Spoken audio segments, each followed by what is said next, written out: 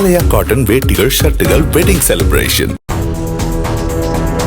ஈரோட்டில் 14 வயது சிறுமியை சட்டவிரோதமாக திருமணம் செய்து பாலியல் வன்கொடுமைக்கு உள்ளாக்கிய சூர்யா என்ற நபருக்கு 20 ஆண்டுகள் சிறை தண்டனை விதித்து மாவட்ட மகிழா நீதிமன்றம் தீர்ப்பளித்திருக்கிறது. கடந்த 2020ஆம் ஆண்டு நடந்த சம்பவம் தொடர்பாக சூர்யா மீது போக்சோ சட்டத்தின் கீழ் வழக்கு பதிவு செய்யப்பட்டது.